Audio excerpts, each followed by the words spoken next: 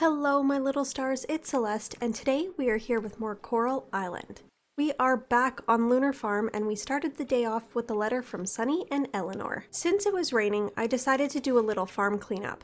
I was watching a tips and tricks video from Sarah Sunstone, and she suggested cleaning a path up the side of your farm in the event that you're fatigued and needing to get access to your home ASAP. If there's one thing about me, it's that we know I am going to use way too much energy and will need a quick path home. Once I sufficiently drained my energy for the day, I decided to head to the beach to see what Sunny and Eleanor had for me.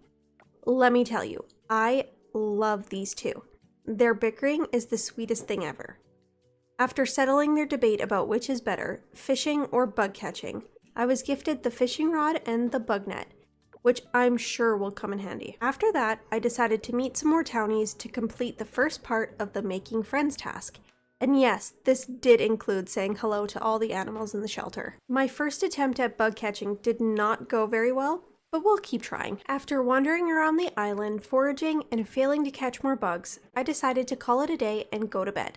That is day 3 on Lunar Farm completed. Day 4 started with me scaring off a crow by fishing, apparently. But anyways, I tended to my crops a bit, and doing this video, I realized that I probably did not plant them the best, because a scarecrow will not be able to keep all the crows away from my crops. So we gotta fix that later so we can protect them properly. I decided to do a little cleanup on the farm because one of the main goals I have for right now is to get a chicken coop. There are a few other things I need to do first, but clearing out some space in the meantime will help start working towards that goal. I was kind of at a loss for what to do next, so I decided cleaning up trash on the beach was a good idea. Mostly because I thought it would be a good way to impress possible future partners. I also met Zara, and I'm already in love. After crafting a bouquet and going into town to try and find someone to give it to, I was confronted with this cutscene featuring Miss Pufferfish herself, Karen. I gotta hand it to this lady. She's got the gaslight gatekeep girl boss on the lockdown. She's doing the most for the pufferfish investors. However, I'm definitely on the side of the townies on this one. Who wants oil drilling in your beautiful tropical paradise? And how dare she disrespect my boy Frank like that by calling him red shirt? Rude as hell, Karen. I don't know if this game has an evil route like Stardew Valley with the Joja route, but you can be rest assured that I won't be pursuing it. For now. My next few attempts at catching bugs went so well, I decided to visit the museum to donate the few I had so far. I had completely forgotten I hadn't visited in this playthrough yet, so after watching him pace around for a little, I chatted with Scott about helping him fill the museum back up.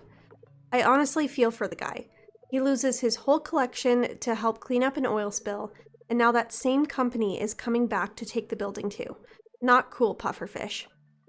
So obviously I agreed to help him, but I'm not too confident I'll get any fish or bugs anytime soon with my lack of skills. After giving the bouquet to Alice, chatting with some townies, and exploring the island, I did way too much and caught a bug with very little energy, thus putting myself in the negative. This began the long trek home to my farm, and by long, I mean really long, considering I forgot the way home a few times. Once I got home, I crawled my tired ass into bed and ended day 4 on Lunar Farm. Day 5 started with not just one visitor to Lunar Farm, but 2. A crow and everyone's favorite strong but silent type, Mark. All the girlies on the internet are losing their minds for this man's, but I was more interested in the mines. From my own playthrough offline, I know I need to go there for lots of materials needed to get farm buildings and upgrade my house. So I was pretty excited. After tending to my crops, I decided to go get some more seeds since I had a decent harvest today. I still haven't unlocked the makeshift scarecrow blueprint yet, so crows are probably going to eat some of these. On the way to the mines, I encountered this stinky tree, which I'm sure will be important later. The entrance to the mines is so gorgeous. I'm super excited to explore, and I think having a mine for each element is a really nice touch and adds to the magical lore of the game. I also met Kira, who warned me of the dangerous monsters that lurk in the mines below, and gifted me a sword to protect myself. The first level of the mines was pretty tame, no monsters in sight, and I found my first earth geode. On the second level, I encountered my first slime thing, and as you can see, my combat skills are not the best, but with time I'll get better at it. Continuing down the mines was much the same, collecting materials and slaying monsters after trying to avoid them, though I soon regret spending all my money on seeds and not a backpack upgrade, and maybe I shouldn't have foraged on the way here. I made it down to level 5 of the Earth Mine, completing the Into the Mines quest. I'm not really a combat girly, so I was pretty proud of myself for completing this objective, and getting some necessary materials for my farm. After leaving the mines, I went home to put all my new things away, and ended day 5 on Lunar Farm. I also finally got the Scarecrow blueprint, so no more crow visitors for me. Day 6 started off with another visitor, Pablo the blacksmith. He told me all about smelting the ore I get from the mines, and upgrading my tools with it at the blacksmith's.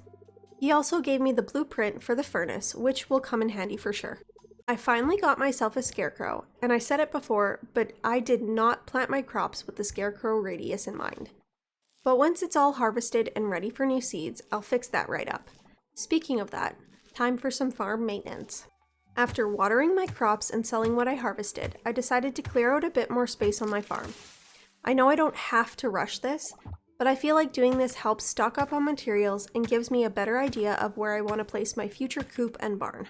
After this, I decided to run into town for some seeds and socializing, and I got this cutscene with Connor, where he shared what the deal with the Pufferfish Corporation is. He shared the unfortunate decline of Scarlet Town's ranking and how Pufferfish came to be involved.